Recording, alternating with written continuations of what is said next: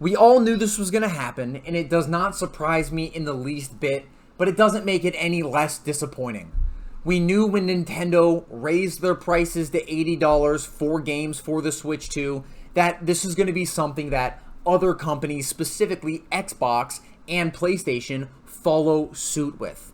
Xbox was the first one, just weeks later, confirming that for the holiday season and directly after this holiday season, going into early next year, they were going to start making their games $80.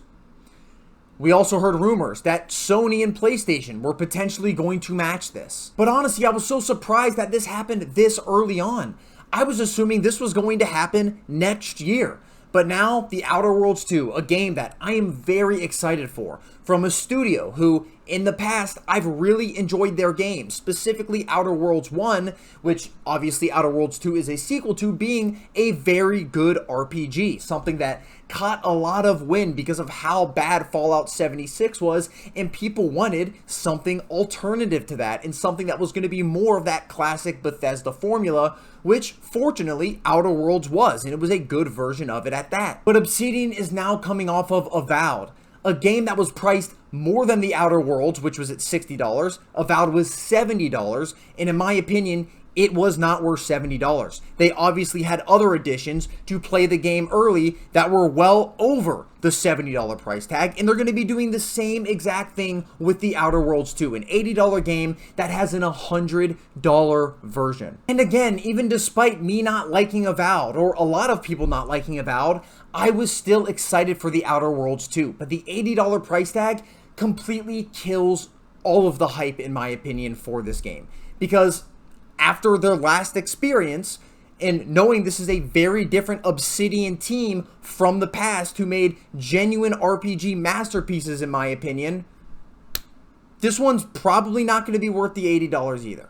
In my opinion, no game is worth $80, especially in this day and age. 99.9% of this planet plays video games as a hobby. There's billions of games out there, way less than $80, that are much better, or probably much better, than Outer Worlds 2 is going to be, at least in regards to their price point. You could buy Expedition 33 for half of what the Outer Worlds 2 costs.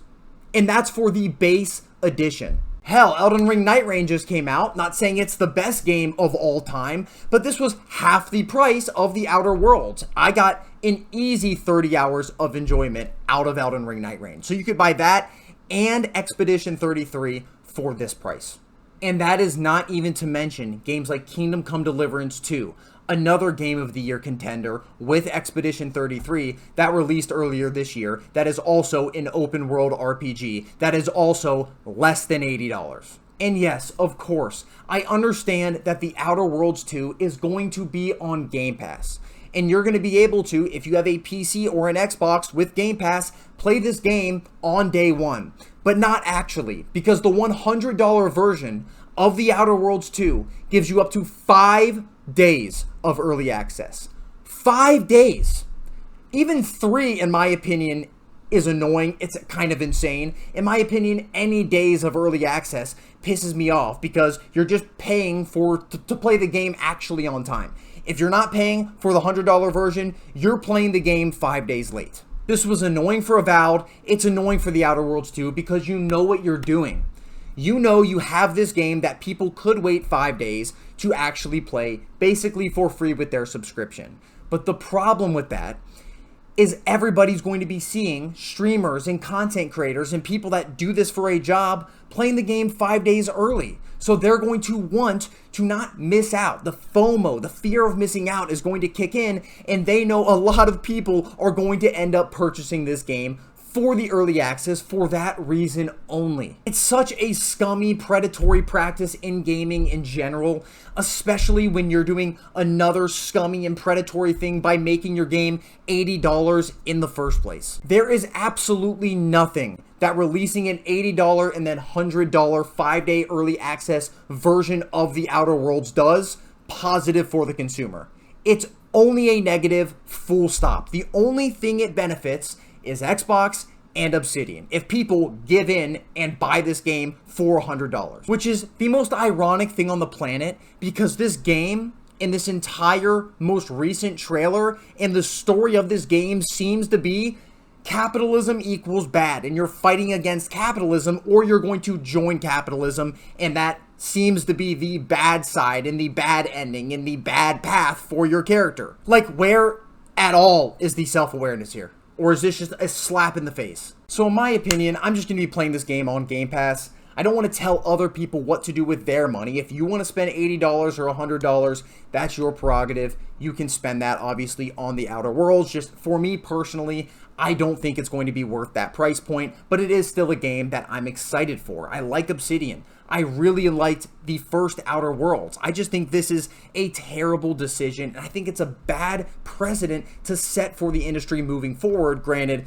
they weren't the ones to do it. It was really Nintendo a few months ago. There's been a ton of backlash here. This is probably going to hurt their sales a bit, but they know so many people are just going to be playing this game on Game Pass anyway. I'm not sure how much Xbox and Obsidian even really cares. So in my opinion, this could actually go a couple different interesting ways. I could definitely see people spending $80 or $100 in defending this game with their entire life, trying to validate every dollar they spent on this game by not letting anybody bash it. It happens for every game release, and it's definitely going to happen for these more expensive video game releases. But I could also see a little bit of the opposite happening. A lot of people paying $80 for this game and trying to see if it's actually worth that price point, and maybe at $60 it would be worth it, and it would be a pretty damn good game at $60, but not at $80. And lastly, maybe it is one of the just greatest games ever. It's one of the greatest RPGs of all time. It's 5 times better than the original Outer Worlds. It's better than Kingdom Come Deliverance 2, which was $20 less than this game is releasing for. And it actually is worth that money. I just personally do not see that happening, but hey, I hope it happens. I would like to hear what you guys think about this. Let me know down below in the comments. Are you excited for the Outer Worlds 2? Are you an Obsidian fan? Are you thinking about buying this game even at the $80 version? Are you thinking about getting the $100 5-day early access version or original access day 1 version? Let me know down below in the comments, and also let me know why. Or are you just going to be playing this on Game Pass, or are you going to be skipping the Outer Worlds 2 completely? I really do appreciate you guys watching this video. For my new viewers, please like and subscribe if you liked what you see here. For my returning viewers, as always, thank you guys so much for the support. Going through some health issues, so trying to get content live every day for you guys, but I know I've been taking a couple days of breaks here and there, but I'm going to try as much as possible to get better on that moving forward. So thank you guys for the support as always. Like this video if you liked the video, and I'll see you guys in the next one. Peace!